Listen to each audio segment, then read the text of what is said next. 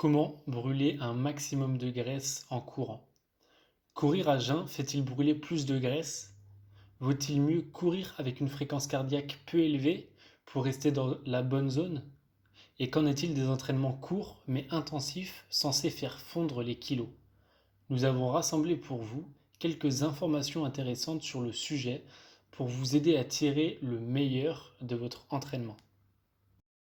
Dans cette vidéo, nous allons voir que signifie brûler des graisses, quand brûlons-nous des graisses? Ai-je vraiment besoin de courir 30 minutes pour brûler des graisses? Est-ce un mythe ou une réalité? Course à haute intensité et combustion des graisses. Et enfin, courir à faible ou à haute intensité? Telle est la question. Premièrement, que signifie brûler des graisses? Il s'agit de la capacité de notre corps à brûler des graisses pour les utiliser en tant que carburant à la place des glucides. Il s'agit ici de la filière énergétique aérobie. La graisse est décomposée à l'aide de l'oxygène.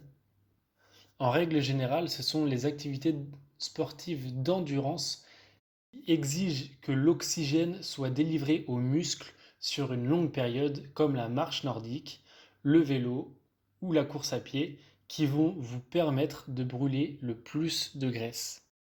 Deuxième point. Quand brûlons-nous des graisses? Le corps va puiser son énergie dans ses réserves de graisse et de glucides lors de toutes sortes d'activités physiques. Cependant, le pourcentage d'énergie provenant des graisses peut être plus ou moins élevé en fonction du type d'activité. De manière générale, on en retrouve trois. Donc, vous allez brûler plus de graisse pendant les activités physiques à basse intensité. Vous pourrez également brûler plus de graisse pendant les longues sessions. Donc, plus l'entraînement sera long, plus vous brûlerez de graisse. Et enfin, si vous êtes en grande forme, plus votre condition physique est bonne et mieux vous allez utiliser les graisses comme carburant. Cependant, gardez à l'esprit, brûler plus de graisse ne signifie pas perdre plus de poids. La perte de poids dépend essentiellement de la quantité totale de calories brûlées et pas seulement du pourcentage de graisse brûlée à l'entraînement. Troisième point, ai-je vraiment besoin de courir 30 minutes pour brûler des graisses? Mythe ou réalité? Courir lentement avec une faible intensité utilise plus de graisse comme carburant mais nécessite plus de temps pour brûler de grandes quantités de calories. C'est la raison pour laquelle il est recommandé de courir plus longtemps que 30 minutes lors de runs à faible intensité. Par contre, courir plus rapidement avec une haute intensité va vous permettre de brûler plus de calories en moins de temps. Et même si seul un petit pourcentage de ces calories proviennent des graisses, cela va considérablement booster votre perte de poids. Par ailleurs, votre corps continue de brûler des graisses au cours des 2 à 3 heures qui suivent la fin de votre entraînement. Si vous voulez être sûr de tirer le meilleur de cet effet post-combustion, contentez-vous de boire de l'eau et peut-être de consommer une petite quantité de protéines pendant cet entraînement. Quatrième point, course à haute intensité et combustion des graisses. Un entraînement à haute intensité va faire grimper votre fréquence cardiaque jusqu'à atteindre le seuil anaérobie.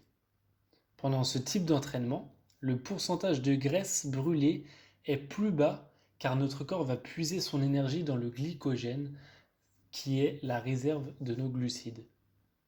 Mais étant donné l'intensité de l'exercice, vous allez brûler plus de calories en raison de l'intense travail effectué par vos muscles et ce, même après l'entraînement, comme nous venons de voir juste auparavant.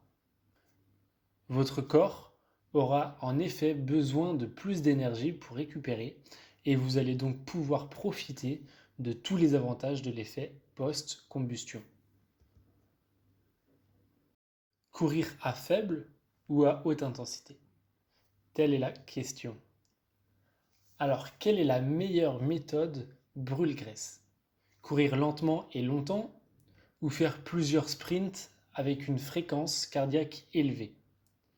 D'un côté, lorsque vous courez lentement, vous vous trouvez dans la zone idéale pour brûler des graisses. De l'autre, les entraînements par intervalles à haute intensité vont d'autant plus solliciter vos muscles.